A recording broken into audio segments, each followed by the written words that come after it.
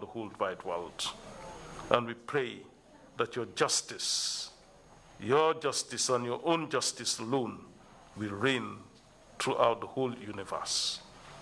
We continue to commit the witnesses that will come before the TRRC today, this week, and we pray that you shall grant all of them the boldness to be able to speak the truth, and nothing else but the truth, and also grant the commission the discerning spirit to discern between truth and falsehood. Grant the population and the diaspora also the patience to be able to go through the due process, and at the end of the day, that you shall grant justice to all. This we ask through Christ our Lord. Amen. Amen. Thank you very much, indeed, Bishop Odeko.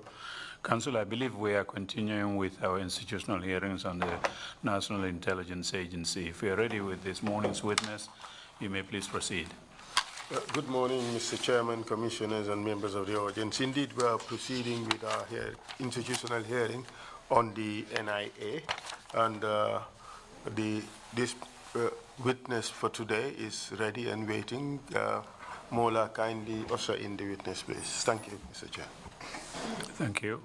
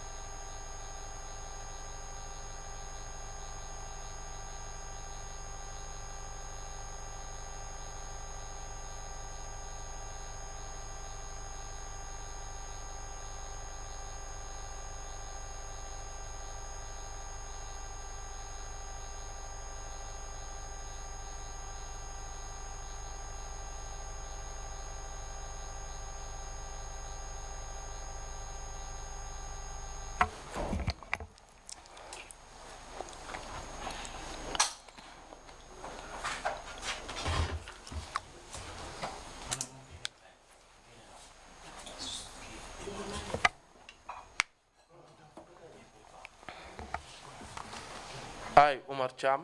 Min Omar Cham.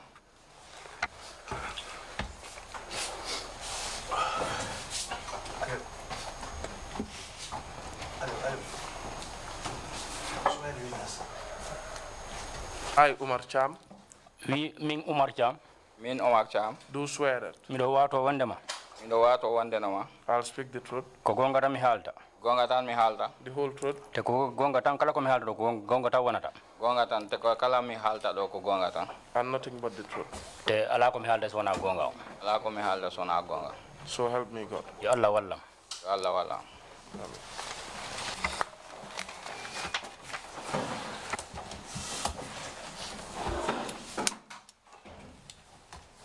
Mr. Cham, you could put your bag away. Oida way dirtinde sako. Welcome to the TRRC. Mo warma bismillah yeso TRRC do. And thank you for coming to testify. Mo jarno kadi mo jarna ma kadi jabugol ma argol do jonna seria gal mangal ka commission do. You have just made an oath to speak the truth. Nini ka wondo awati ke wondema ko gonga tan arta halugol do. May I remind you that it is a criminal offense under the laws of this country to lie while on the oath? We ha joni himo fala ma mandi tinde wondema halugol yeso commission do on nde wonno awati ke pour fenugol halugol ko handanda wana gonga dum ko bonnugol loi. It is also a criminal offense to provide false or misleading evidence to the TRRC. Ha joni kadi ko bonnugol loi pour jonnirgol hala kal andanda ma wondema wana hala darika. ɗum kadi ko bonnugol loi yeso TRRC on ɗo. Are you aware of that? Nda hiɗa faami ɗum? eyi Yes. Mr. Cham, I know you're very fluent in English. O wi himo faami wondema hiɗa nani haala portoɓe ɓen. Nonetheless, since you have chosen to speak in the fuller language, you should first wait for the interpretation of what I say, and then you respond. O wi o faami wondema hiɗa faami angal haala portoɓe ɓen kono ha joni nde wonno a suɓike wondema wiɗa ko pular ngal haalata awa joni si o landike ma ɗo a jaabade heɗoɗa seeɗa ndan nantinoɓe nantinata o ɗo a jaabitade. You understand? A faami? faami Yes, I understand. You should also allow for at least 3 seconds between the interpreter's speech and yours, so that the speeches would not overlap. O wi ha joni wondema kadi a accay second aji tati ɗum woni nantino on si o nantini ko haala kon ɗo a jaabitade. You are called today O wi ko noddiraɗo ɗo kon hande as a witness generally about the NIA as an institution. o wi ko noddiraɗo kon ko ɗum woni ko seede pour hoggo wiyetengo NIA ngon.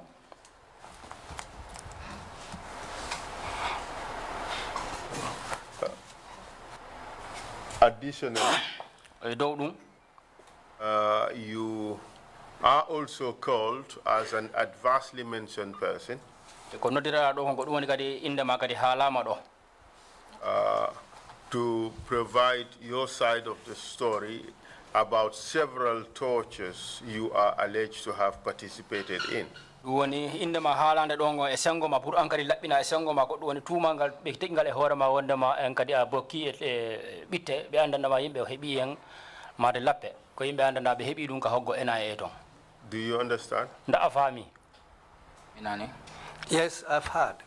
Good. So now let me give you a roadmap of how we may proceed. o joni ni ndahi mo faalama jonnude laawol ngol jonketengol e nder haala kan. First, we would want to discuss your biographical information in order to know who you are. Premier on ko adorten kon ko ɗum woni o faala andude ko woni hombo ko ɗum woni kibaru ma ko woni hombo e yettore ma ko honto hoɗuɗa e sifa ɗum. That would include your educational and professional background. O wi no tawa e mum ko ɗum woni gandal ma ngal ko janguɗa kon kañum e golle maɗen ko honno ya ko honno. Then we would discuss the culture and policy of tortures at the NIA. wiye dow ɗum kadi en daara e aadaji ɗin kañum e laabi jokketeɗi ɗin ɗi andanama wona ko ɗen jokkete pour ɓittingol yimɓe ka NIA toon on jamanu. Starting mainly from the early days of the institution. O wi adora ɗum woni en adora ɗum woni hitande folo nden ɗum woni ma jamanu folo ngon ɗum woni on NIA wattumo darna. We would then move on to the work you've done for the various panels. si wi ɗon kadi en dartindoto kadi ɗum woni ɗi panel aji ɗum woni kafumo ɓe darnuno toon gon ɗi kafuji ɗi ɓe darnuno ɗi gandandama wondema golle maɗen ko naati e mum kon. We will discuss the Silaba Samate case. En men dartindoto kadi ɗum woni Silaba Samate affaire makon kadi no yaruno toon noon. The Ensa Baji case. Kañum e Ensa Baji affaire makko kadi no yaruno toon noon. The Bonto case. ɗum woni Bonto case kon kadi no yaruno noon. We would discuss corruption of witnesses at Holgam, especially in the Langtombong Tamba case. O wi ha joni kadi en dartindoto ɗum woni angal peewal ko andanda heɓino ɗum woni Bonto case ko heɓunoɗo toon on surtout e dow ɗum woni case Langtombong Tamba on Holgam. We would discuss the issue of fabrication of cases or fabrication of evidence involving the NIA. En dartindoto ɗo kadi ɗum woni haalugol haala ko andanda wona heeɓi ka e dow ɗum no tawa hen NIA ɓen. Especially the Silaba Samate case and the Deida Haidara case as examples. O misal ɗum woni case Silaba Samate on kañum e case Deida Haidara on. We would touch a bit on poisoning of individuals. Mema seeɗa kadi ɗum woni tuumal ko ɓe haali ko ɗum woni yimɓe ɓe andana wonda ɓe waɗama poison. Disappearances. ɗum woni yoɓɓe ɓe andana ɓe majji ɓe yiyaka.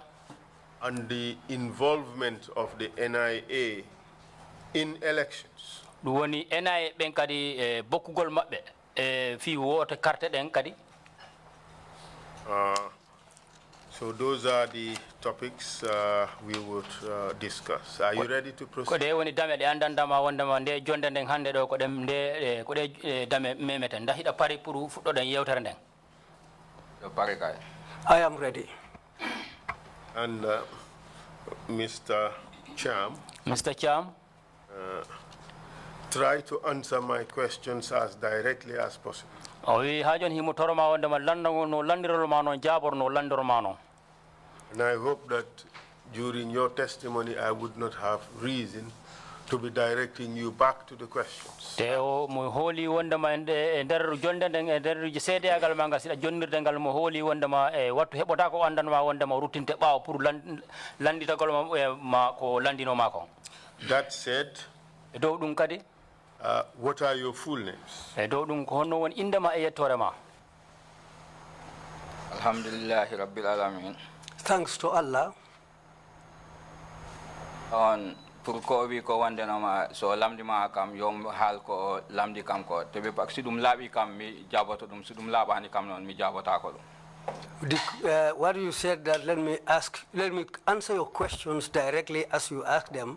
Well, if I understand your question, I will answer them as you said. But if I don't understand them, I will not answer. I will mi lamdo to pour o rewta dum pour mi fama ko yidi ko lamdo. I will ask you again to repeat the question for me to understand. Dum yawti min ko Omar Cham mi wite. After that, my name is Omar Cham. Where do you live? On do hoduda? Kunkujang. I live at Kunkujang. Kombonof. Date and place of birth? Hitande honde jibinada kanyum ko honto kadi jibinada. Jubina dubi chapandi joy bawo Chairman Nyanija Central River. I was born 50 years back at Chairman Nyadija in the Central River region. Where did you go to school? Honto fuɗɗida jande mane. Mi do fuɗɗi jangde am de 1977 Chairman Nyanija mi jibina do we jaga. I started schooling at Chairman Nyanija 1977 at where they call Jaga. And tell us about your educational background, all the schools you've attended. Ndawa e halande yimɓe gandal mangal fof ko honto iskulaji honɗi e fuɗɗoɗa janngugol mangal hakka gaynuɗa ɗon. De mi hempini Chairman mi yehi Kawuru. When I completed the Chairman school, I went to Kauru. Secondary Technical School. At the Secondary Technical School. De mi paridon. When I completed that school. What certificate did you attain there? Certificate honɗum heɓuɗa ton? Secondary Education Certificate. Secondary Education Certificate. Otherwise known as Secondary 4 Certificate. Woɓɓe no wiya ɗum Secondary 4 Certificate. Non tigi. That's it. Proceed, please. Then in 1987 mi hempini. I completed that in 1987. Then 1991 June mi wadi join onto ma ko Gambia National Zanamere. 1997 June I entered the Gambia Gendarmerie. Ko mi nanno hebe jepta be mbada examination mi yehi mi nati mi wada examination on mi pass mi tawa he jepta be he. I heard them announcing that they are going to take recruits. Then I decided to go and join. I was selected. I took the exam. I passed the exam. Then I was selected. Duma min badi train ha hede December 1991. We did our training till December 1991. Duma in kebi hibar wandenama ta ko mi recruit mi hebi hibar wandenama kala jiddo yagol Turkey na wadi examiner because minen goni first batch Turkish do en wada be train do de Gambia be Turkey jangini be do affaire zanamere. Yes, at that time I heard that those who are interested, they are preparing to send a group to Turkey for further studies. Then I decided to join that group to try my luck so that I can be among that group. As we were the first batch, then I was lucky to be included in that group. Antuma tamido komi recruit so mi wadi exam o alla wadi minen 75 tapan inje do hinjo wono yo recruit yo zanams wat boy be he golle he so mi tawa he yimbe njowo ado pass bebe ya hatoki jango ya ton. We were 75, the whole group of the Zadarmuri, the first batch they took. So when we took the... Wrong. Okay, how to go with ako? Kombimi. Aha. Minen wa bebe on exams. Ko Yes. minen yimbe capandi jeedi do hen jowo. To ben yimbe capandi jeedi do hen jowo dum boy be he golle he sana hen tawa. Way min ta ko mi talibe on tuma mi yehi mi wada yo on exams mi bokko yo hen. Mi tawti ben boy be he golle he. 75 of us took the exams. As I was among those people who were a long time in the job, we took the exams, and I was lucky to be among the 5. No, na dum mi wi. No, kombimi min ko mi talibe. Mr. Cham, say it in English. Okay, now Correct. what I want to say here is that I was as a recruit, then I joined other colleagues, fellow gendarmes who were already gendarmes. They were not recruits. They were in the service for a longer time. I joined them in that exam. They were part of the exams. So I happen to be among the first 5. That's what I want to say. Thank you very much. Sorry. Every time the interpreter makes an error, Okay, I can you speak in may English. ask the chair permission to correct it. No problem, sir. All we are interested in is Don't to know. get Okay, the facts and Okay, sir. an accurate record of what is being said here. All right? Sir. Thank you, sir. Thank you very much. You emerge as one of the top 5 candidates for that exam. Proceed, please. Awa hino wa ini gilanda mo dong on exam a he a bokku no yimbe njobe be andana ma wonda be ganyi no exam o. Hey. Yes. Then and there be don yimbe jetato. Jetato wala joyo? Yimbe jetato. Antuma non woni ko min cuba ko pour min potaya Turkey. 7 of us were selected. 8 of us were selected to go to Turkey.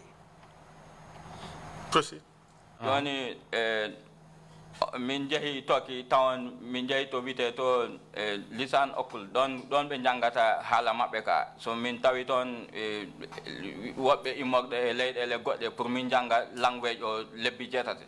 We went to Turkey and we went to the place called Lisan, where we found other people from other countries. We joined them, and that's the place where we were supposed to do the language course, the language of the Turkish people. Min jangi don hala mabbe ka lebbi jetate on tuma min campaign min goka certificate. We learned their language for 8 months. After completion of the language course, we were certificated, and then we completed that part of the course. Who did you go to Turkey with? Who were your batchmates in Turkey? Kombe onno group ma be yadno daben Turkey. Salif Komin. It was myself, Salif Mbaye, Salif Mbaye, Jay Sow, Ejaw Touré, Alifa Bajinka, Babukar Keta, Lamin Jaju, Bubakar Ba.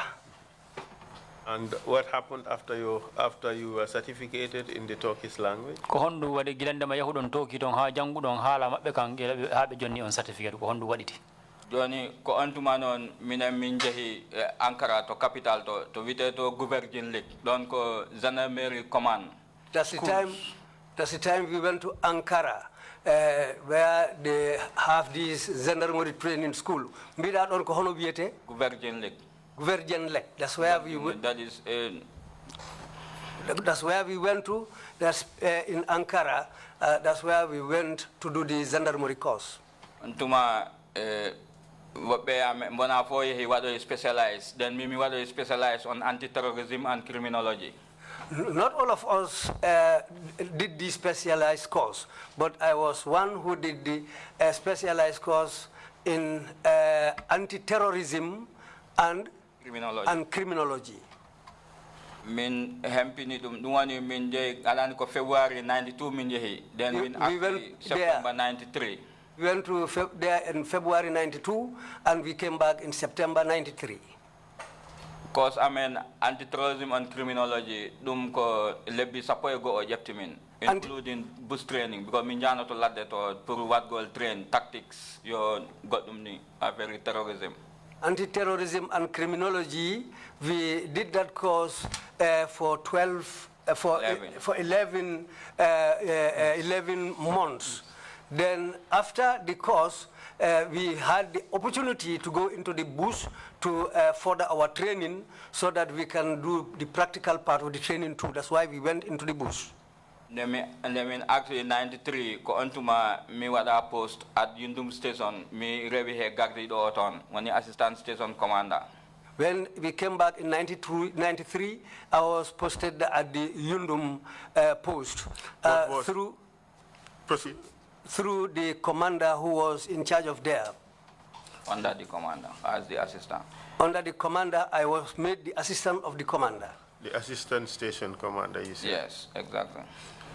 What was your rank? I was sorry. Sergeant, I was a sergeant.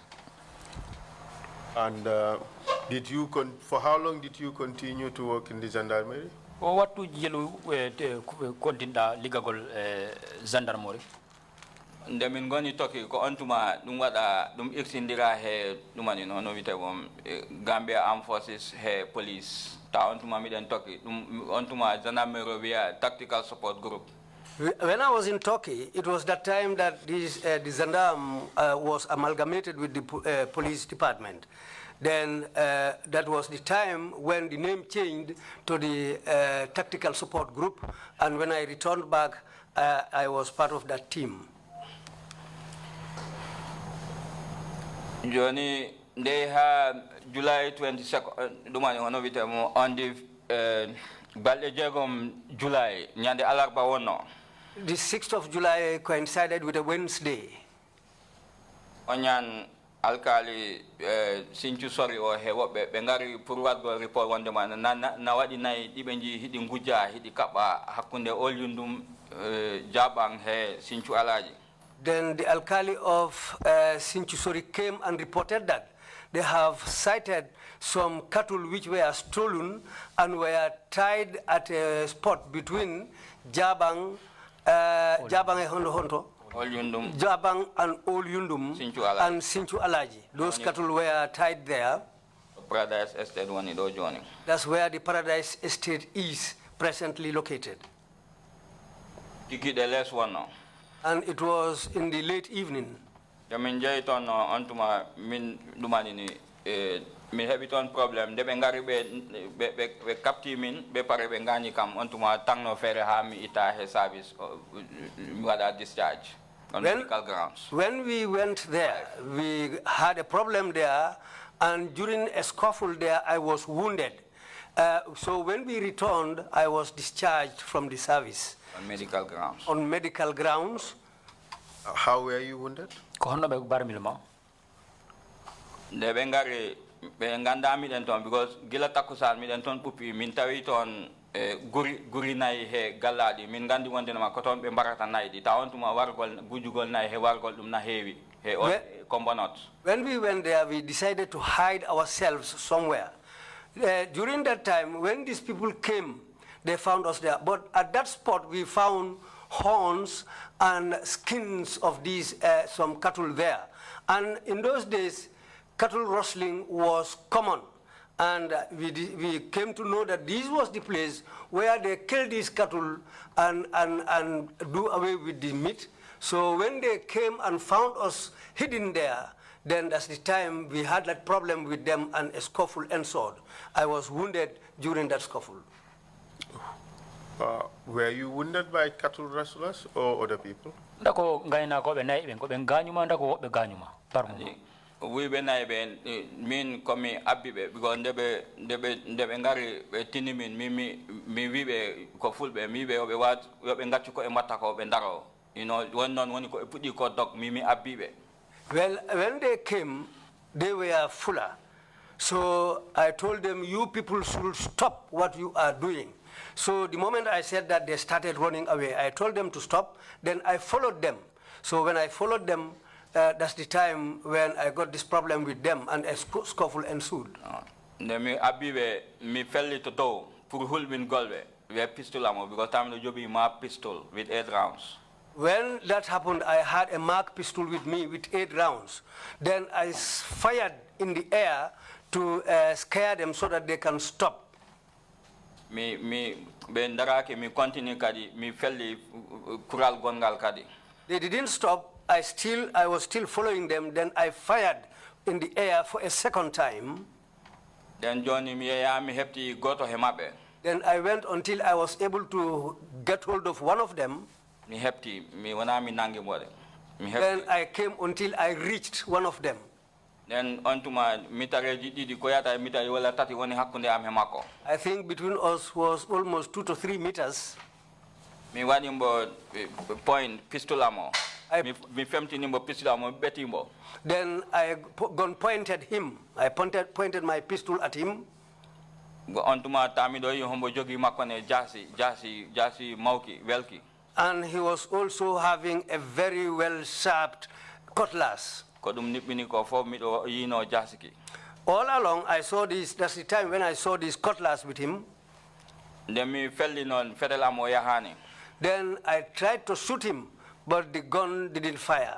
Pour me hela koyde de to less. I wanted to break one of his legs so that he can fall down and I'll disable him, but the gun didn't fire. Wala mi fella jungo makongo because ko dum jungo mako jogi ngongo jasiki. Or I tried also to shoot the hand that was holding the cutlass, Ay dum fo fetel o yahani. but all along the gun was unable to fire. So ko ontuma non Mr. Cham, Mr. Cham, when you fired up above, Yes. it fired. It worked, yes. gila When feluda do dum no you ye. attempted to fire at him, it didn't. Gila Yes. falo da feluda And mo explain kanko that. dum peralo rongo yahuda. Yeah. Proceed. Don ko gede didi min he mi mijo am ko gede didi ngoni don ko taki ko fer ha fetel o felani pistol. I have two mind. It might be two things why the gun didn't work. Go ko either o wat fetel o wadi jam One, it must be that the gun jammed, wala suna dum hombo tulni. or he has some charms, protective charms against weapons. Okay. Do this work? Dadi yehi. Du wan dum yahuno. No Fetel o felani. The gun cannot work. Did not work. The gun did not work. Let's move on. Antuma non o femi do am he jasiki. That's the time he turned on me with that cutlass. Den de o yeri ki mi wadini dum woni ko sopikam ko doen. When he raised up the cutlass, I also raised my hand to protect myself. Den mi That's the, watini kadi woni ko sopi ko doen ne kadi. that's the time the cutlass fell on my hand. No, not fail. Exactly. What happened And then? first, I used my hand to defend it. He hit me here. Yes. Then again, I used my other hand again. He The hit cutlass fell on your hand and wounded me here. you, isn't Okay, it? Okay, fell on my hand. Okay, Well, this is it. fell. So both my hands were wounded. You see, fell in this context may be ambiguous. It may look like a drop. Exactly, that's what I told. I'm sorry. So he hit you with a cutlass on both hands, Yes. and Then- you sustained severe injuries. Then gongongol neo yeri minangi ki ofodi. I nwoni ko seki ko ni junga amgo. Sadly, when he raised the cutlass again, I decided to get hold of the cutlass. Then he pulled it in my hand. That's what also wounded me on my hand, just as he showed. Then hender dum don miye ha minem fo binjani toles. And during that scuffle, both of us fell down on the ground. Woni ko kadi ko sopikam ko guy. Then Hore am do. he also hit me with the cutlass on my head, and I sustained a wound there. Then kadi mfogi ko labi kadi o yuwi kam gabaw am guy. I think he also had a knife, and he wounded me on my back with the knife. Then kadi jude am de sandare mi hemno en check and he jude pour no mi etokso noni pour dumani had gon jasiki. And if you look at my fingers and on my palm, there are wounds on my palm and my fingers, because during this scuffle, I think this was the time when I got those wounds from either the cutlass or knife. Antuma wononi mi tampi mako ofogi mi mai woni ko immi ko oyehi. When I was tired, I lied down. He thought that I was dead. That was the time when he got up and he left. Then bonjali no mi o bite do dembo travale o no ari ontuma non o jepti kam o tinni no beten bom pour funtin gol kam naw gol kam ha sinchu alaji. Then that was the time one of my colleagues arrived there, Dembo Jabi, On mi wondu no. who I was with him.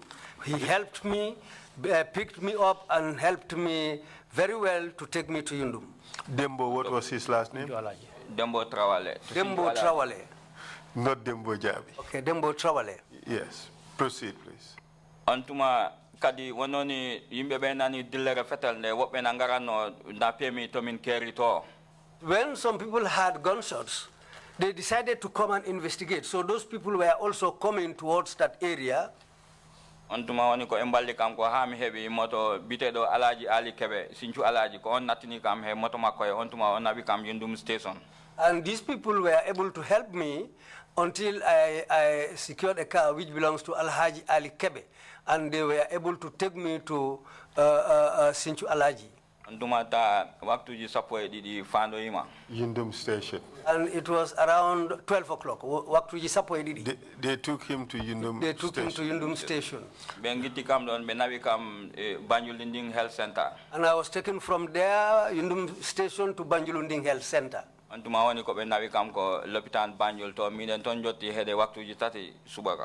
And from Banjulunding Health Center, they referred me to the main hospital in Banjul, and we arrived there around 3 a.m.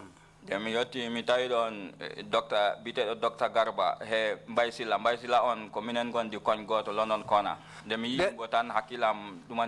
When I arrived at the Banjul main hospital, we found Dr. Garba there and Mbaisila. You got treated at the Banjul hospital, RVTH, as it then was. No, any our Gila Koloptan and General do an RVTH, Mabia, no Indian. Yes. I am sorry that you had to go through all this ordeal. But afterwards, you were discharged from the gendarmerie. Why did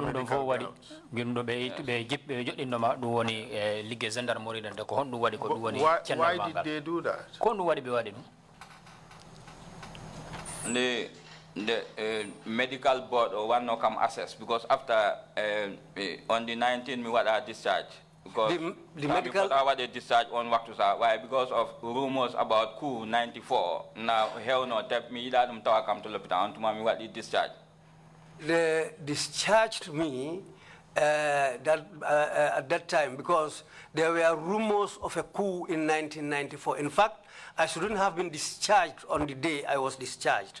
But because of these rumors of a pending coup, I didn't want to be at the hospital, and I didn't want the coup to find me at the hospital. This is why. Okay, you are talking about discharge from the hospital. I am talking about discharge from the gendarmerie. The two are completely different.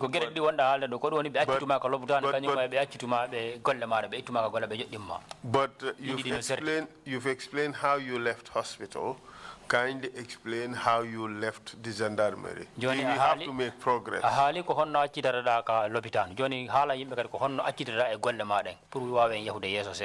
And the hospital mi achita mi do ya hamido ara ha kadi mi wata readmit then be mbadi surgical exploration of my hands again ko ontuma dum wada ha dum pari then a medical board sat pour be cheki Fat said si duty dum wonta problem. After I was discharged, I was going up and down, going back and forth to the hospital. Then afterwards, the medical board sat again to assess my hands.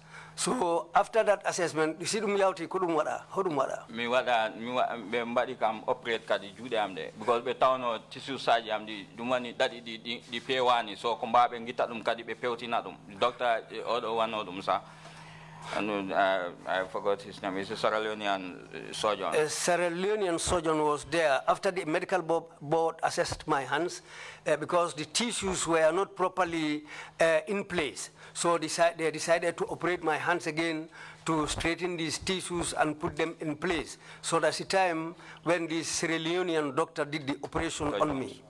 On Dr. Jones Wite. So on to man on medical board of embody issue a certificate for holy gold when then I mean me do have 50% disability. So hendek dum don mi wata continue golle de so ko dum tang no fere ha mi wata discharge on medical grounds.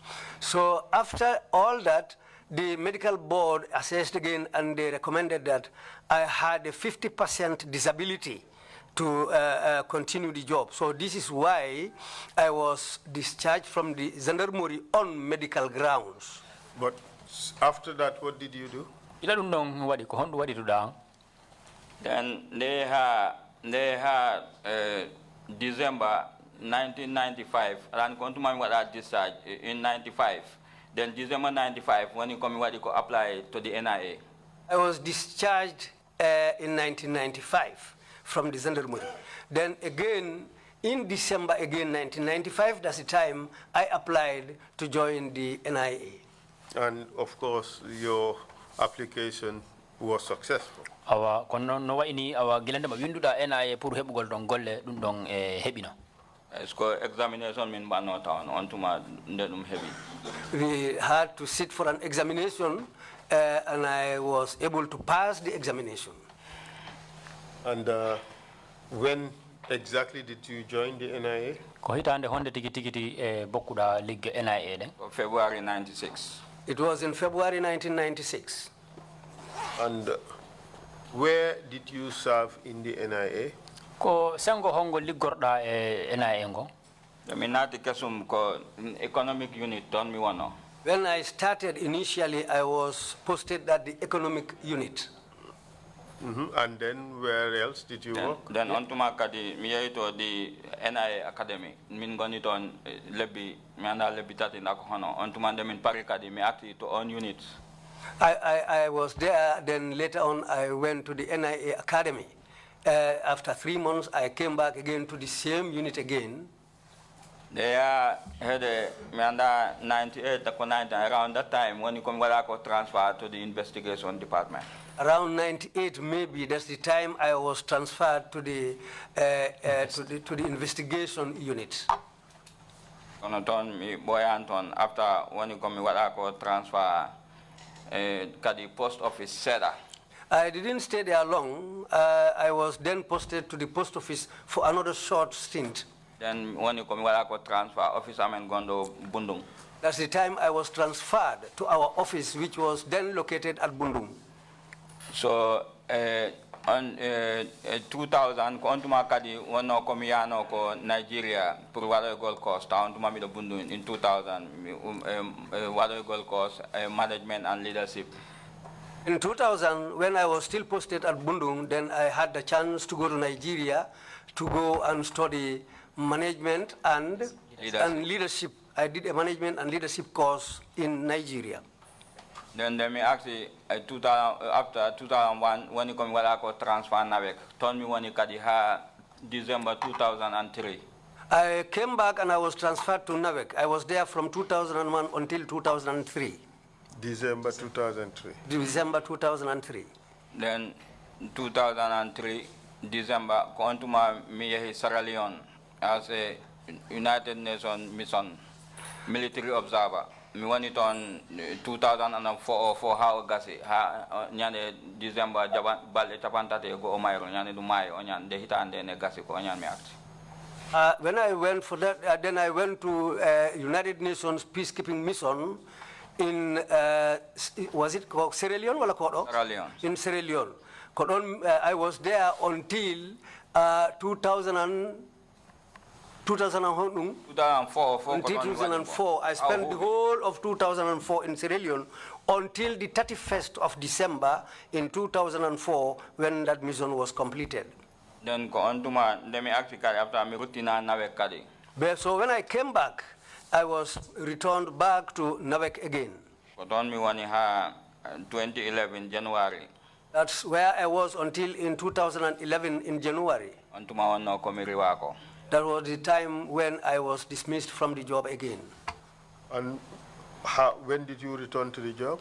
What home ruti da golla den kadi?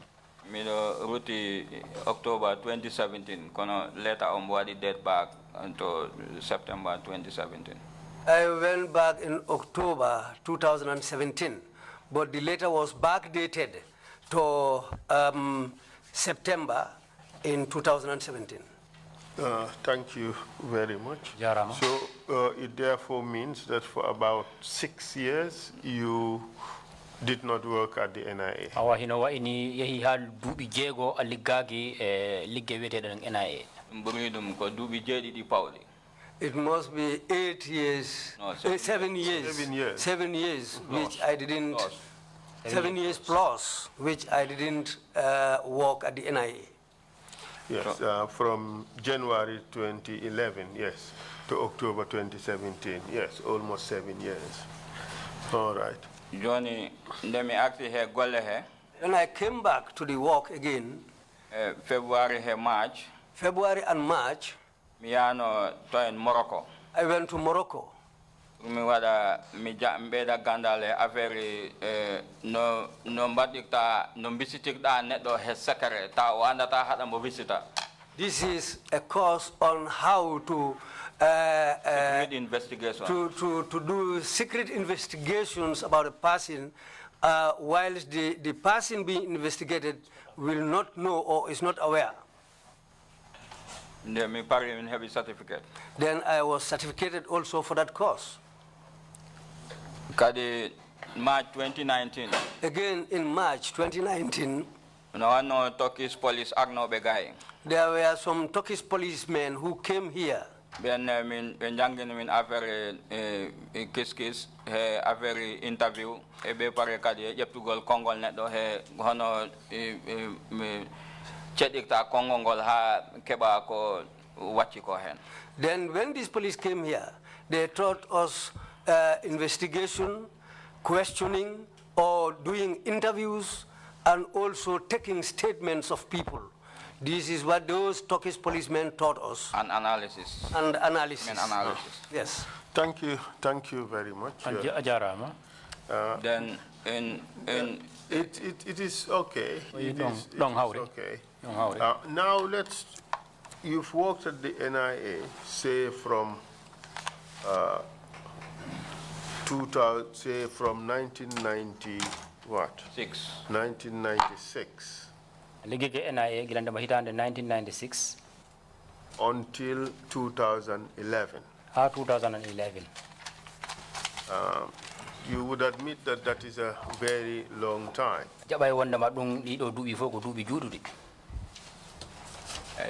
Yes. And during that period, we have come to learn that the NIA was a torture center in Gambia. NIA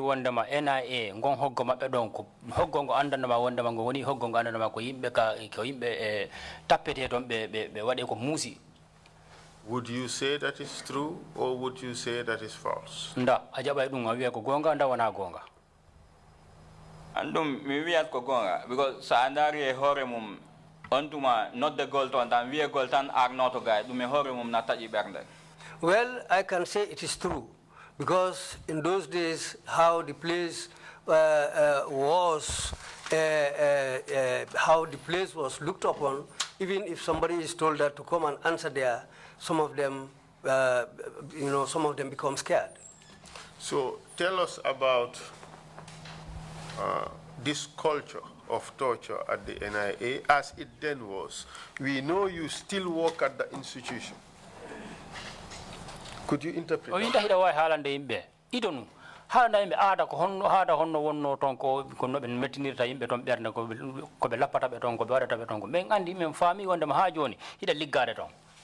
We know you still work at the institution. We have been told that the institution has been reformed or is undergoing reform.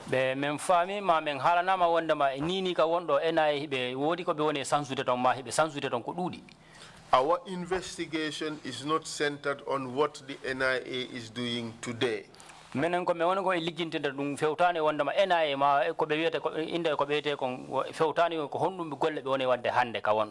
mandate of the commission is to look at the institution from 1994 to January 2017.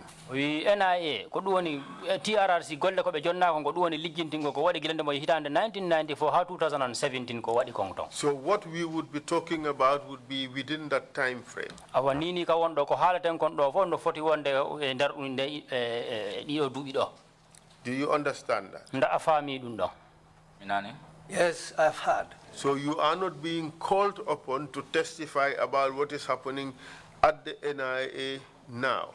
Awa kono da do ko ngano diraga dubul soyti jonnugol sedida gol ko ndanda ma wona ko du woni fejjude NIA hande ni ka wondo. You understand? Nda afami dum. Yes. So you told us that the NIA was a torture center. Awi wondama yimbe wondama NIA harinu ko palace mo andama wondama ko yimbe tappete to mabe wade ko musi. Was this fact known to the NIA staff and the management? Nda ka hala do dum nda ligotobe NIA ben fo hibe faamu no wondama ko du wonno ton.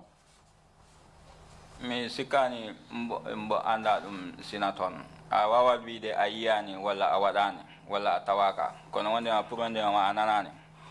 I don't think there's anybody in those days who works at the NIA who can say that he didn't hear what was happening there. You can say, I was not part of it, or I didn't witness it. But to say that you didn't hear, no, I don't think nobody worked at the NIA in those days who didn't hear what was happening there. You chose the word, who didn't hear. Haali do kongol ngana nangol do mi didangol woni neddo wiata wondema onanani.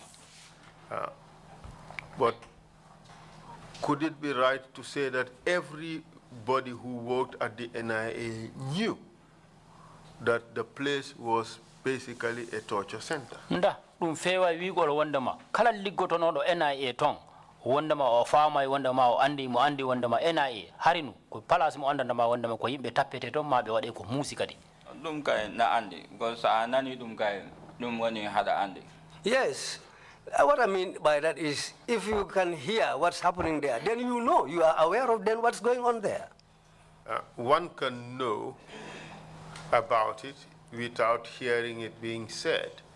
No why nanude no hale kono onanata mo why andude kono onanata himo no hale. My position is, o kanko ko dari darne makko den do. Was it generally known to the NIA staff that the NIA was a torture center? Ndako landi gongo duwoni liggotobe NIA ben fo hino laabi be wondama NIA on jamanu ko palace mo andandama wondama ko yimbe tappete don kanyum be wade ko musi kadi. It does not matter how they came to know about it. Jarani wigol wonna ko honno ari habe andiri dum.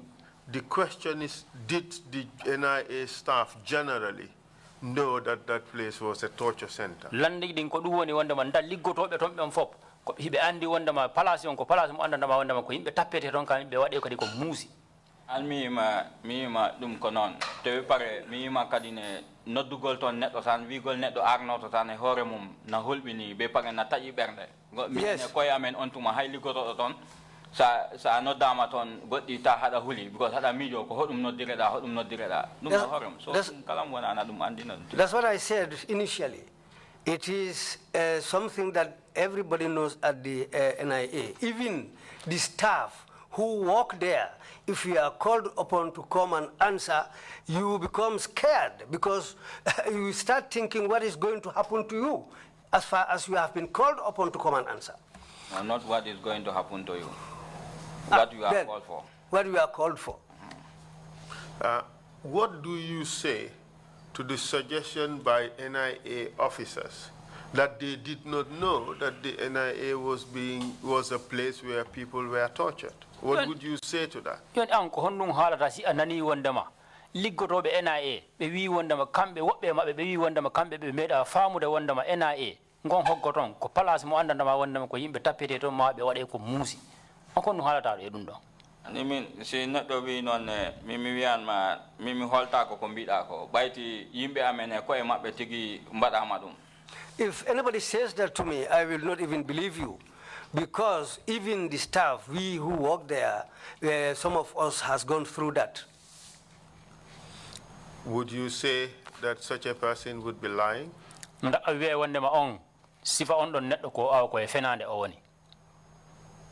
Andi mako ko ida specifics kono aya joni sandari mi jabi ma dum ha mi pari so dum min mi gumata so guma mi ya dum wana dum gonga. Yes, what I can say about that is it's not true. Just to be specific, maybe not specifically, but anybody who says that, what I can say about that is it's not true. You see, Mr. Cham, we've given out a questionnaire to the NIA staff. Mr. Cham, men joni landi di andandama men dulnadi be NIA ligoro be rombe. To fill. Pour be marka di be jabodi in landi. And 90% of them said they did not know that there were tortures happening at the NIA. temedere si tawi ko temedere capanɗe jeenayi ɗen fof liggotoɓe ɓen ka hoggo ngon ton ɗum woni NIA to ɓe koɓe windi ton koɓe jaabi ko ɓe wi wondema kamɓe ɓe famano wondema hoggo ngon ko place ko andana ɓe tappe to. This is just my estimate. Kanko ɗum ɗo tan ko kanko misal makko o jonniri ɗo. But I would want to believe that that figure is even, what I cited is even less. O wi kanko no miiji ni sa gonɗon ɗin koɓe jonniri ɗon kon san ko ɗum ɗon no fanɗi sa. Are those people lying? Ndaɓɓen ɗon ɓen haaluɓe ɗum ɓen koɓe fenayi woni. And me wata be ko fena be hemabe because nawadi wobe dum tawani be don wobe ko ndebe natata ko lamungu vechima. I cannot say all of them are telling lies because some were not there and some entered the place when the government has changed. We are focusing on those who are there between 1994 and January 2017. Nini sengo amen ko mewone dartina ko duwoni wonnobe ton be gilande ma hitande 1994 ha January 2017 ko ben don mewone dartinade fiimo. Are those people who said that they did not know that there were tortures at the NIA, are they lying? Be yimbe be andana ma wondama hibe liggotono ton de hitande de me wiima do be wi wondama kambe be faamani wondama e lappugol no heba wado e no ton ka hoggo NIA don dako be fenay woni. I have already answered to that question. Mr. Cham. Mr. Cham. Answer my question. Your colleagues at the NIA, 90% of them answered the questions in our questionnaire that they do not know of any tortures at the NIA.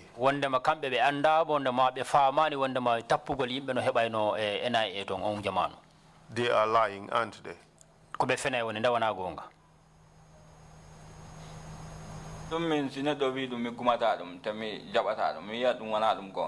If anybody tells me that, I will not believe you, and I will say that it is not true. In essence, you are saying they are lying.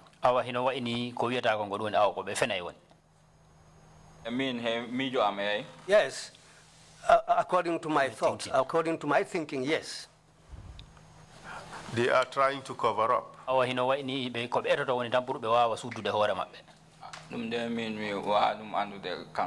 Please. That I cannot know that. Mr. Cham. Mr. Cham. You see, it's. Let's stop. Now you've started. No. Let's cut it there. Just answer questions truthfully. You are on the oath. I answered the questions truthfully. Then stop recalibrating. Stop adjusting and trying to make it palatable to others. Let's just answer the questions directly. They were trying to cover up.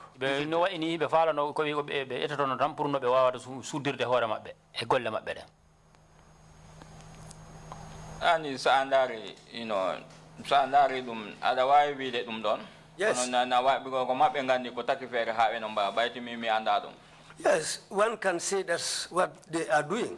But if you look at things how they were, that's their own side, on their own version. But according to me, I've already said what I know. Yes, and what you know is that generally it was known that the NIA was a torture center.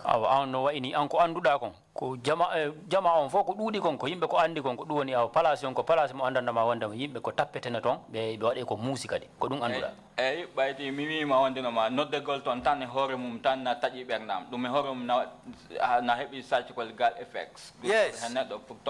Yes.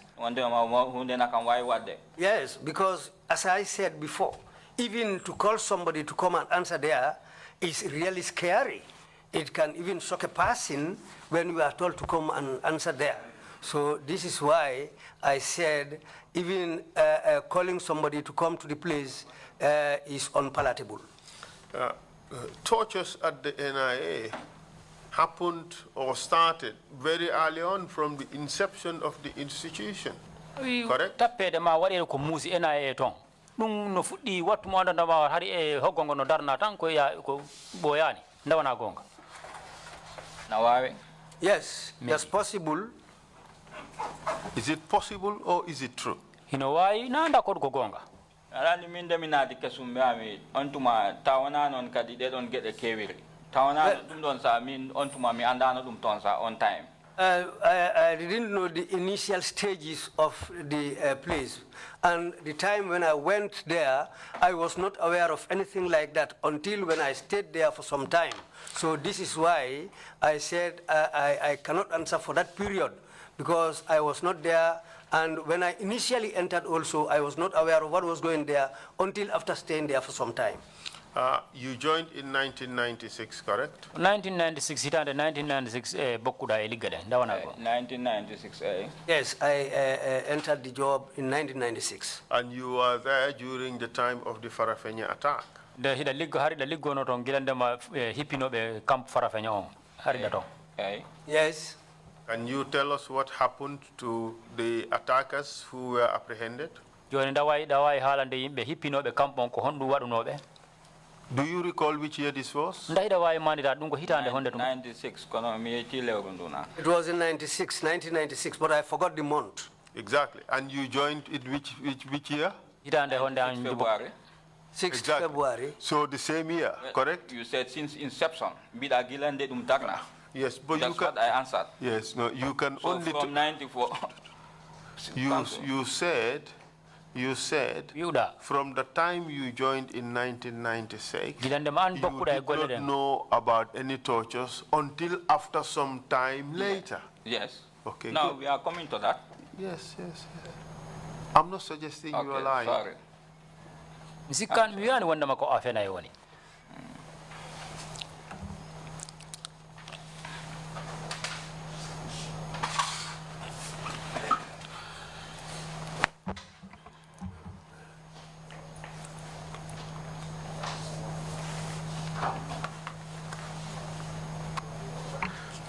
So, but in 1996, hitande 1996. this is your first year at the NIA. Kunde hitande ma premier nde wonnoda NIA. You heard about the tortures that were going on. Anani wanda ma bade ko wadata don ko dum woni tappugol yimbe kanyum wadugol be ko musica hoggotongo. Dum ko hede nde 99 dumani Farafenni attack o wadi. I heard that when the Farafenni attack took place. Yes, tell us about what you saw and what you heard while you were at the NIA. Joni hala yimbe ko hondu yiuda te ko hondu nanuda wattu mo wonnoda NIA on jamanu enden hitande ka hoggoton. Nyande attack o wadi. The attack took place. Jamma hede waktu jitati mi hebi call pour wande ma mi do foti was report headquarters. Yeah, I received a call around 3 a.m. that I should go and report at the headquarters. No, be kalani de lamdi mi ko hodum taki be kalani ko hodum taki. I asked them what's the problem. They didn't tell me anything. Jam yey no mi tawi ton wobbe yo director general o hema ko Sambaba naton wono. When I went, I found the Director General there, Sambaba, with orders. With who? Hombe tawdu dato. Wobbe we heavy including senior officers. There were many, including senior officers. Like who?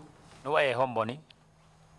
Wadani remember ko hende waktu jimi for the bari en gari de baba saho en kono later de alla weti ben for mi yibe. I cannot recall those I met there at night at 3 a.m. But when they broke for the Bari and Baba Saho, I saw all of them. They came and found us there. Drame and Mustafa Ture. Drame and Mustafa Ture also came. Kajali Jawara and M.I. Jata. Kajali Jawara and M.I. Jata. Antuma they ha hede betawe yauti sera. Odum no yauti? Betawe. Kodumoni betawe? Yor. We were there until after 10 o'clock. Around midday. Around yor. Okay, around midday. Yeah, Johnny. Antuma hekunde anda one wala two had one time antuma woni ko mbi ko rebela be goto nananga na ada. That was the time we were there until around 1 towards 2. We were informed that a rebel, one of the rebels was apprehended and they were bringing him. Court was Balo Kante. Mi anda waktu on tigi kono on ta nange nyalwi so joni inde ari non minani o ari kono mi yani mo on tuman on be mbi homo naba investigation. When they brought him to the center, I didn't see him immediately, but it was late in the evening when they brought him, and I heard that he was taken. I did not say late evening. When did he arrive? It was after daytime. After daytime, what does that mean? Tell us in English. Tell us in English. Tell us in English. It was later in the afternoon, around 1 or 2, and it ontuma. You see, in Fula. But you said the information, you got the information. Don't argue with the interpreter. Just say what you want to say. Argue. No, but you said you were informed around 1 to 2 saying that one of the rebels have been caught and they are bringing him. This is what you said. What time did they arrive? They arrived around that time. Around what time? Around 1, 2. I cannot precisely know the exact time. Okay. But I know and then what happened after that? The yes said that minani locally investigation done locally. When he was taken to investigation. And me hand on me anda ko hebngon ton kono mi do andi non ontuma for the bari baba saho e odo baba dini jobate labani kam no bete marena ne naton wono daba marena. I was not sure who were there with him. But Baba Saho, Fode Bari, Baba Dindin Jobate were the people who were with him at the investigation.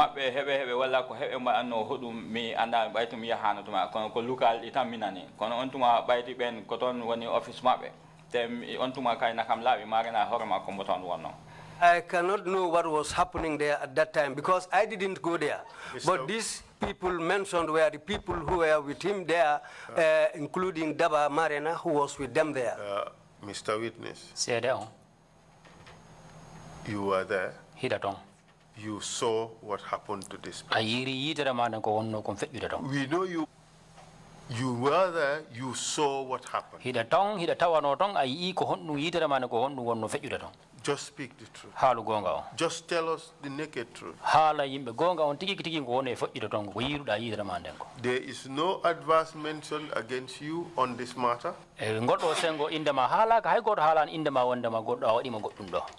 You were there. You knew what happened.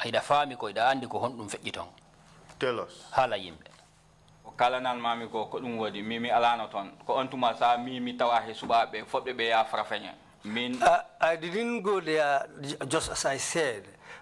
In fact, it was around that time I was selected to be one of the guys who were supposed to go to Farafenye. There is no dispute that you were selected to go to Farafenye. Did you see Balo Kante when he arrived? I didn't see him. I heard that he was brought in. I heard that he was brought in. If you see Balo Kante, would you be able to recognize him? No. No. I will not recognize him. Omar, you have started this strategy of avoiding the facts. And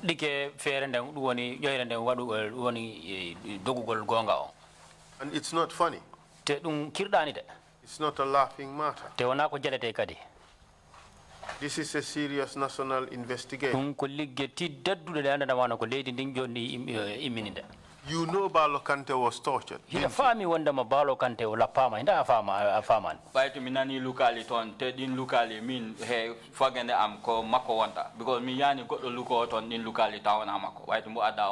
as far as I heard those screams, I knew that he was the guy screaming because apart from him, nobody else was taken into that room apart from him. So this is how I knew that he is the man who was screaming. How do you know he was taken to that room?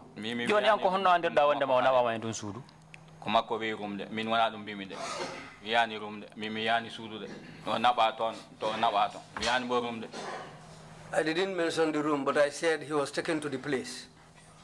How do you know he was taken to the place? Because onto my when I want to go hala, the one my rebel area. So after one hour na idi andu. So economy onto my town nati how pare how pare. When we were informed that a rebel has come, everybody was excited. But as far as after his arrival, he was taken away. You see, how do you know he was taken to that place? Because we be Adama, be pare hombo investigation. Tesa Adama to improve obviously investigation na better. Because we were informed that he was brought to the place and he was taken to the place who are responsible for investigation. The thing is, Mr. Cham, You were there, you were present there at the NIA. You were called to come to the NIA specifically for that purpose, correct? What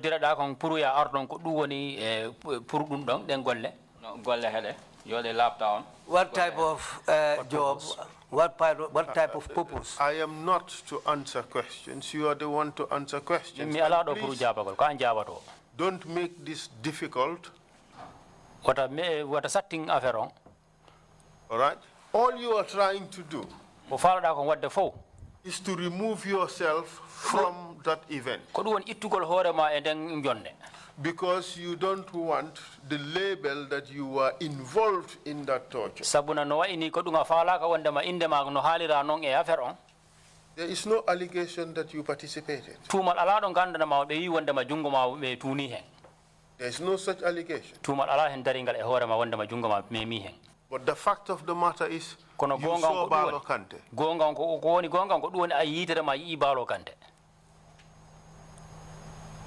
Mi anima mi Balo Kante. Mina mentini Balo Kante ari. Te John Johnny si yama kukuta te ko admin ko ton golle wana onde o yagol na visita affaire Balo Kante. Mi di lapin kum takata mi do mo ya façon golle hade. Johnny Fadu sa jutini hala kare satat. I cannot say that I saw Balo Kante. What I said that I knew that he was brought in. I didn't see him. When he was brought in, he was taken to the invest section. I can say that. So when he was brought in, he was taken to the invest section, but I didn't set my eyes on him personally. How do you know he was taken to the invest section? Dum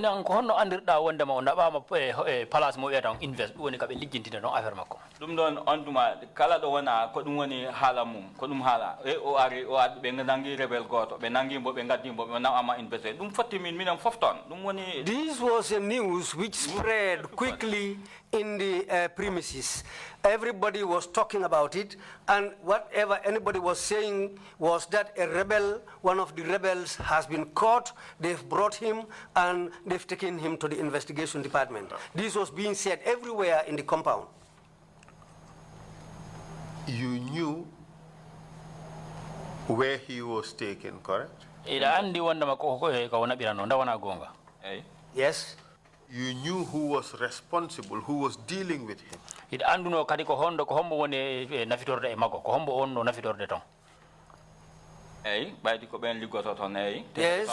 because there were people who were working in that section, and that's where he was taken to, yes. Yes, but you knew those who were directly dealing with him. You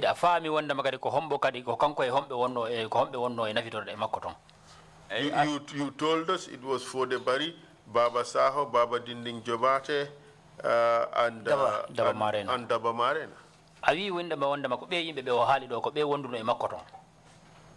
Animi Baba Dinding mi hakilam nangani komoji on time ndakomi ndakomi andu on time. I was not clear. I was not quite sure. Office map office owani. I was not quite sure of Baba Dinding's presence, but he has the office. He has an office at the place there.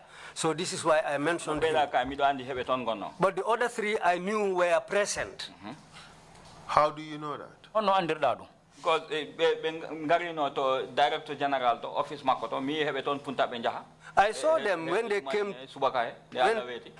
came to the Director General's office in the morning, and I saw them going out of the office, going in and going out. I saw those people. So yes.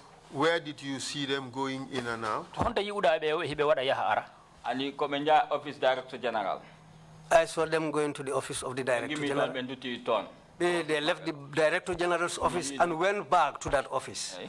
Did you see them enter that office? da yuno be hibe nata e nderon office office ambo You said the office. no dum woni investigation That's the investigation office I mean. That's their office. That's their office. Ko don be ngoni The investigation office, that's where they were.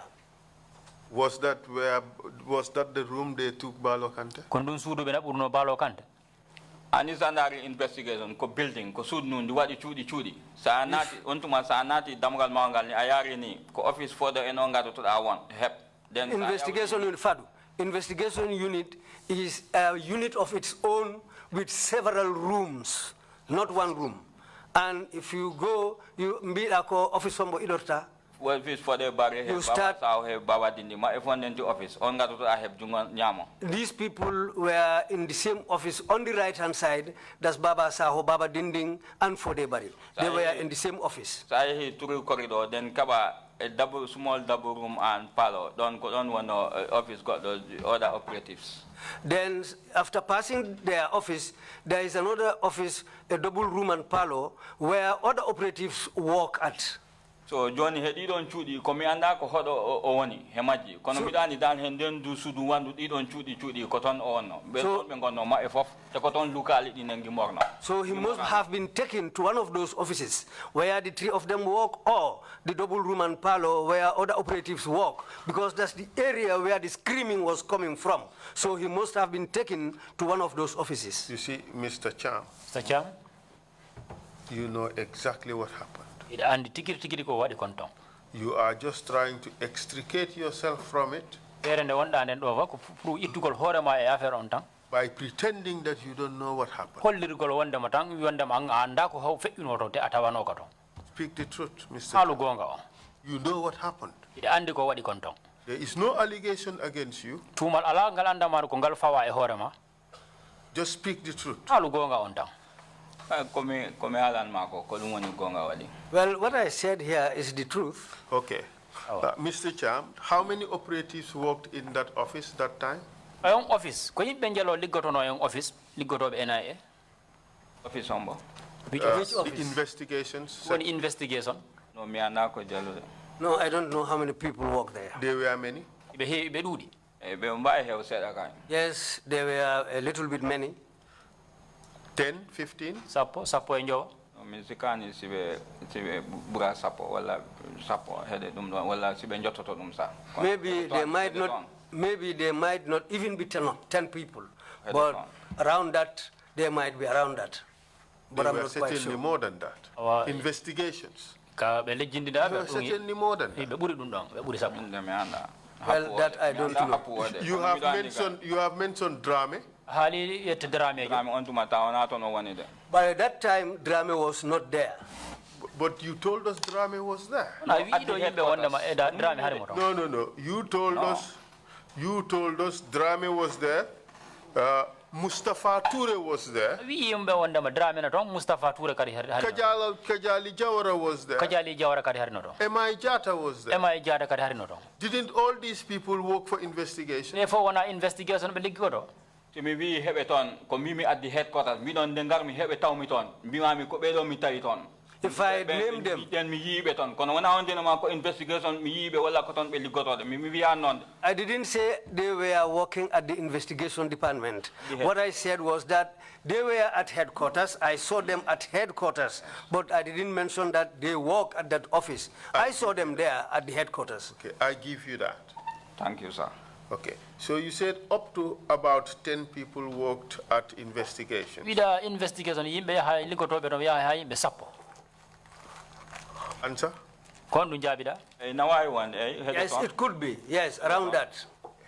And in the investigation section, there were a number of rooms. te on office ka ɓeyata ɗon investigation ɗum woni neɗɗo si addama kaɓe lijjintita affaire makko on ɗon no cuuɗi ɗuɗi woni toon Correct? cuuɗina toon eyyi Yes, that's correct. And you said that Fode Bari, Baba Saho, and Baba Dinding Jobate, they shared one office. ida fode bari baba saho baba din jobare ben don foko office godo be gollata. Yes.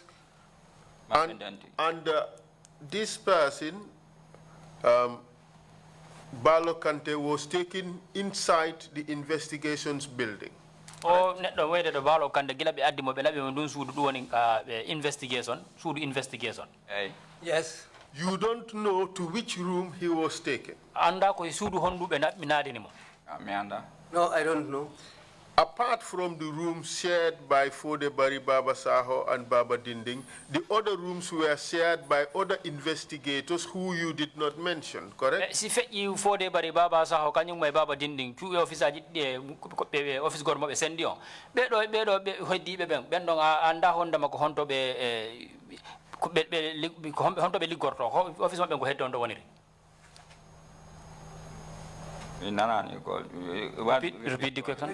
Now, apart from other rooms were shared by other investigators who you did not mention. Indong ko beda ligoto be ena ben ko ben pecci dindon suudi be officer di anda ba wanda ma halan inde mabbe. Yes, yes. And you have told us that you don't know to which room Balo Kante was taken. Awi yimbe wanda ma anda ko suudu hondu be natini Balo Kante. Yes. But you were able to tell us that it was Fode Bari Baba Saho and maybe Baba Dinding Jobate who were dealing with him. Ko Fode Bari Baba Saho kanyum e Fode Baba Dinding no wai ko kambe wonno e gerdude makko kanko Balo Kante. Yes, because these are the people whom I was aware that were present at that place. But the other people were also present. Kono hino wa ini beda kadi yimbe heddi be ben kadi hino tawano. Na why one kono adan mi anda dum because bayti mi hanton. That could be possible, but as far as I didn't go there personally, then I will not be able to know that. So equally you cannot know that it was Fode Bari and Baba Saho who were responsible, who were dealing with. Awa ha jon ka hino wa ini awa wata andude ndako Fode Bari e Baba Saho kanyum may Baba Dinding ko kambe wonno gerdude Kante, Balo Kante. Dum ko gon go dum naway no ni ko mi miji dum dam baydi wonno ni ko mabbe ngoni ton mi dum tanta ke mi jori non. Yes, that could be possible because as far as they were present around that vicinity, this is why I called their names. But as far as I didn't go there personally, well, it could be possible that there were others. You see, Mr. Cham, Mr. Cham? This is now bordering on the lies. Initially, you told us positively. Initially, you told us positively that these people were in charge. They were the ones dealing with Balo Kante.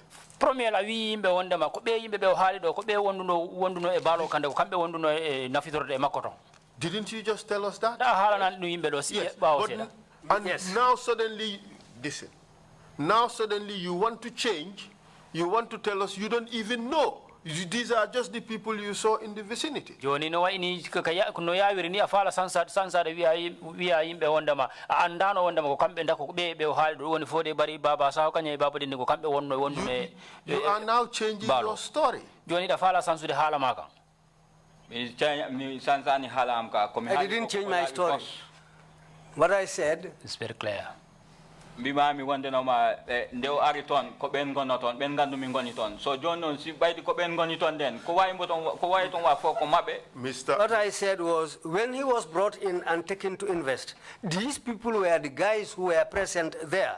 This is why I called their names. You told us these people were the ones in charge. Yes. Yes.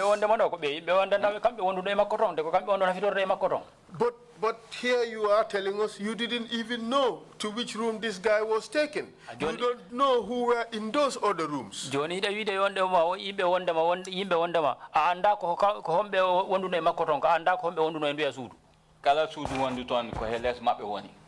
All the rooms kadi ko heles mabbe woni. All the rooms around that area were under them. They were responsible for those offices around that area. But you don't know who was dealing with Balo Kante when he was screaming. Joni kono awa hino wa ini Balo Kante watumo wonno don himo luka andano ko hombo wonno nafitorde e makko. Baydi si ko mabbe ngono ton. Baydi ko mabbe ngono ton. Because they were the people who were there.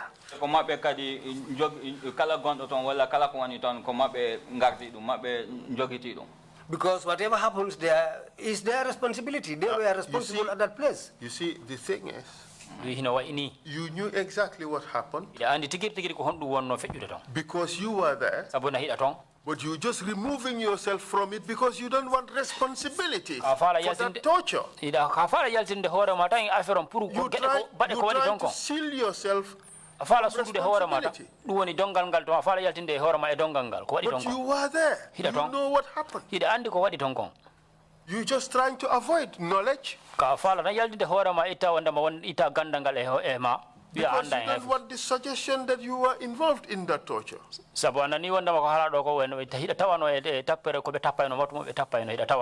But the thing is, we are not accusing you of torture. We are not saying you were involved. We are not saying that. All we said is, you saw it. You saw Balo Kande. You saw him in the hands of these people. That is the truth.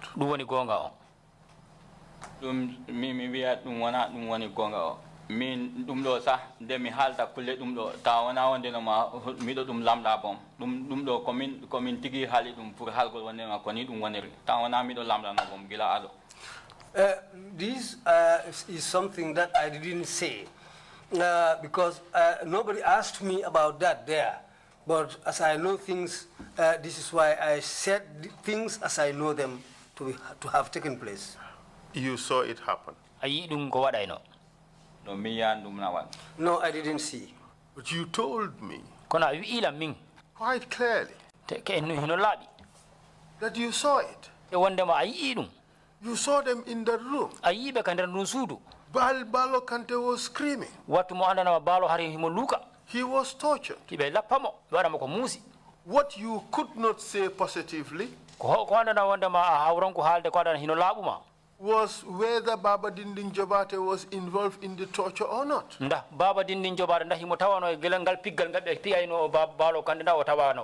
is what you told me. Didn't you say that to me? Didn't you say that to me?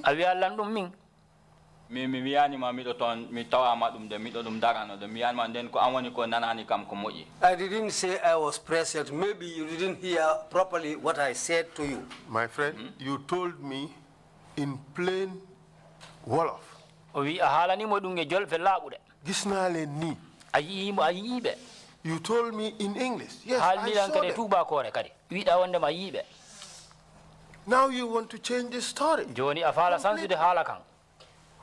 Council, I cannot remember saying that to you. But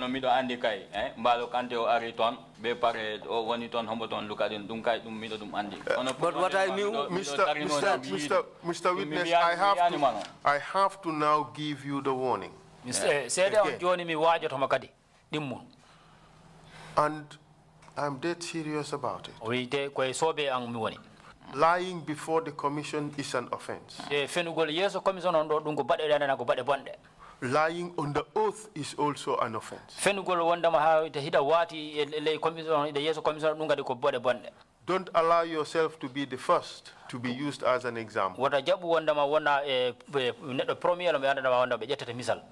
Speak the truth. As I know, Council, I've told you the truth. You knew positively that Balo Kante was tortured.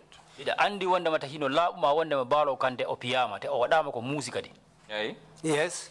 Nobody told you about it. You knew it yourself.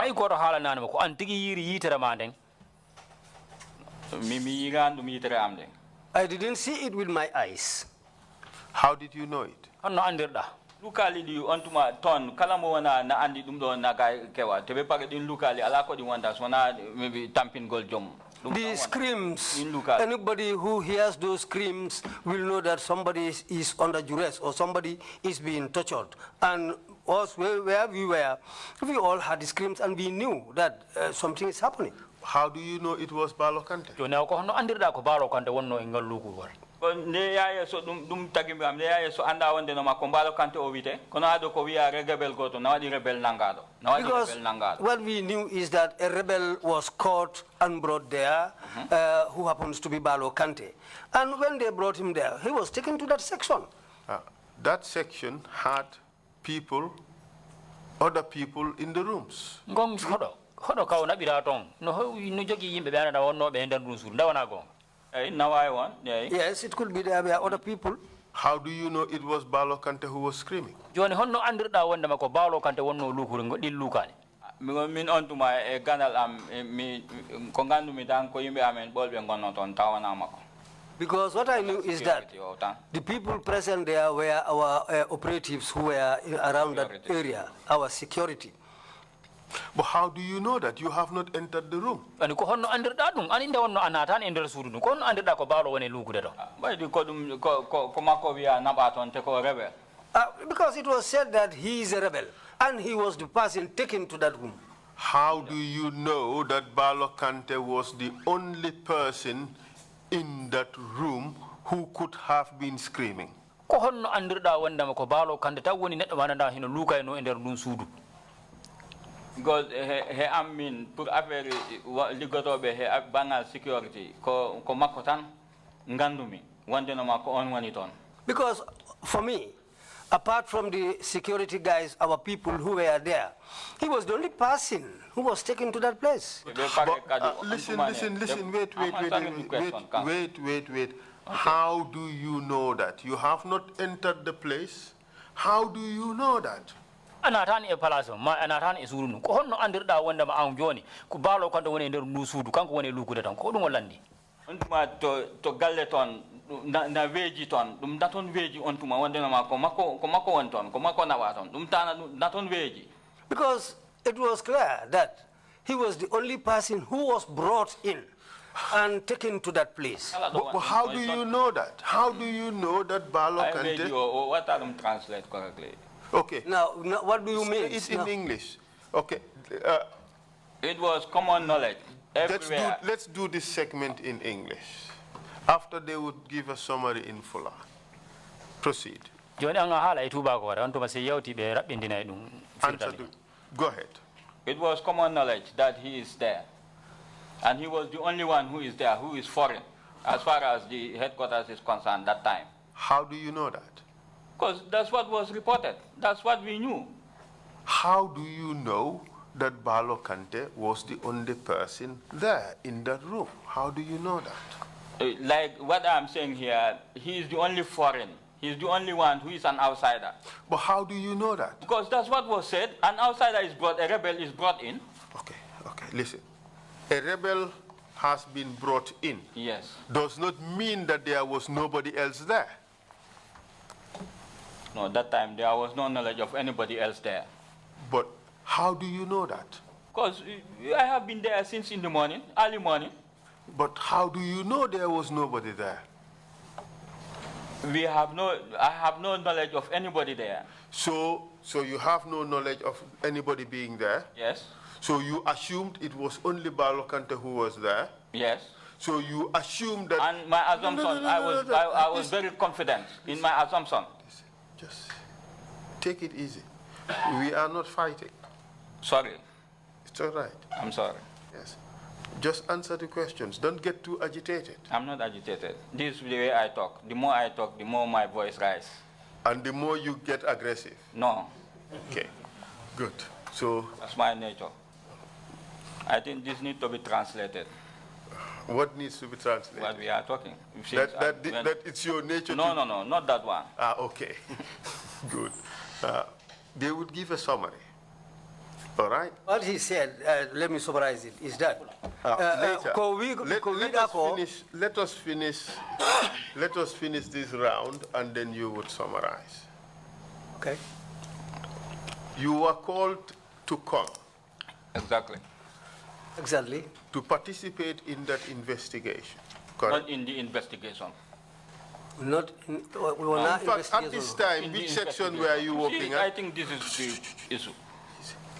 At this time, which section were you working at? I was working at, if I can remember, Don't forget, we have your CV. Of course. Speak the truth. I know that. Speak the truth. It is 96. This would be D3, economic. The time You were working at economy at the time. Yes. Why were you needed at the NIA? But all staff, I understand, we are called to report to headquarters. In case of this nature, everybody is asked to report. Okay. All right. Everybody is asked to report. So, okay. For me, I am satisfied with your answer that indeed this guy was tortured. Yes.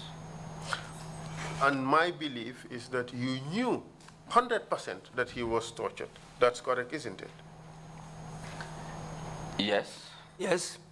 But you told us that you don't know he was tortured. Oh, I did not tell you that. Yes, you did. You said you assumed that he was the only one there. Yes. You assumed that the scream... And my assumption was strong. And You told us you assumed the screams you heard was from him. yes, that one I was sure. Okay. Council. How were you sure? Because he was the only one who is capable of doing that.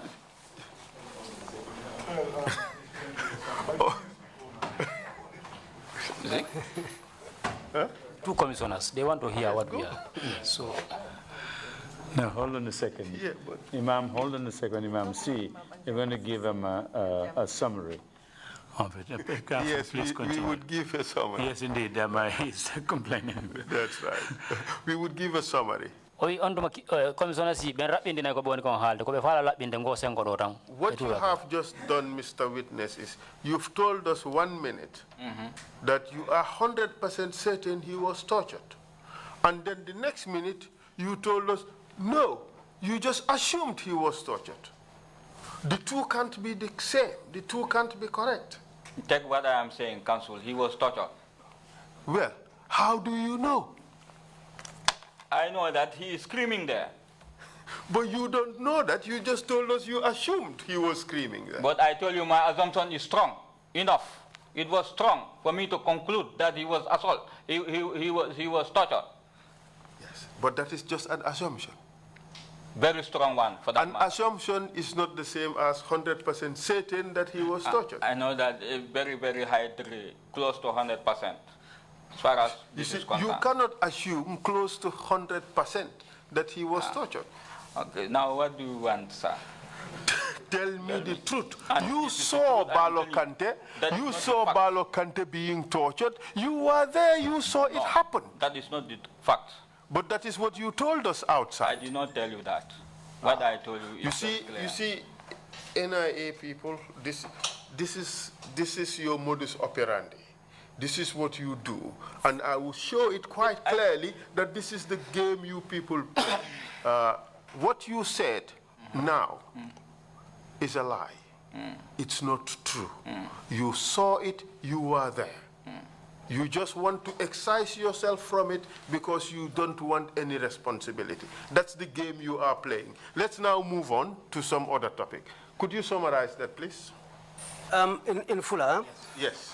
Okay, ko council o halani mo kudu modi kanko witness o sede o yi balo kante no lappa benin musinamo o yi dum kono witness o wi ontuma o yi ani o andi ko lu kalidin to office o wayno ko kanko rek balo kante rek woni kodo mo anduda be addimo be nabi mo gon sengo si wona balo kante liggotoɓe ena e rek woni gon sengo te noon mo heeɓi yakore te noon mboni hooli wona yimɓe liggotoɓe ɗon lukata ko koɗo addaɗo on ko on lukata e nder suudu ndu kansul wimo woto joni a yii koɓe waɗayno balo kante kono o wi o yiyani kansul wimo joni hono andirɗa ko baalo lukata e nder o wi because baalo rek woni koɗo mo annduɗa kanko adda ɗon ko ɗum waɗi e commission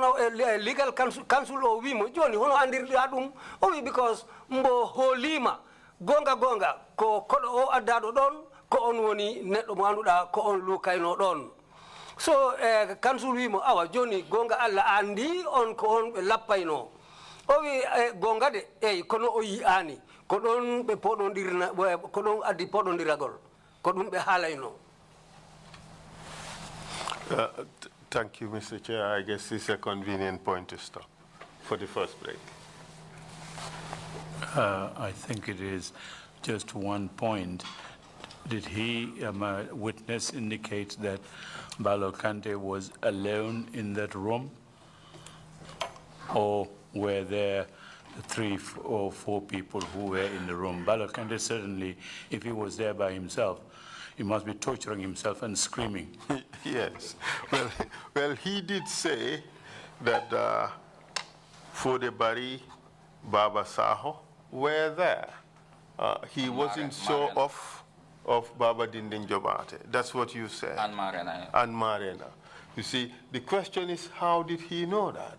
He said he saw them going in and out of the Director General's office. No, not in and out. I saw them went in and they went out. Not like in and out like that. Okay, but how does that prove that those people were inside the room with Balo Kante? And also, there were several rooms within that building. 2 other rooms. 2 other rooms. How would he know that he was with Jobate and co when the other rooms also had officers who worked there? So why the assumption that he was with this particular group and was screaming and therefore was tortured by this particular group? Precisely. Our position is, no, he was there, he saw what happened, he is now changing the story because he wants to excise himself out of what was happening because he does not want to have positive knowledge of a torture ongoing. He does not want to have that, so he's running away from that. Is our theory, but this is a matter for the Commission to decide. Yeah. Mr. Chair, at the right moment we will do it. You have a point to say? Or yes. To make? I mean. What I told him, that area is for the barrier and these people, they are in charge of the place. They are responsible of the place. And whosoever is there, they are responsible of the individual. This is what I said. So this is why I knew that they were there. So but obviously, he does not know they were there because he only assumed they were there. no, I know they were there. Well, How do you know that? Because that's their office and that's where they enter and went. They were there. Fine. Let's take a coffee break. Maybe a cup of tea would refresh our memories. Mr. Mani, thank you so much for that summary. It was excellent. The meeting is adjourned. We'll come back at 12:35. Thank you.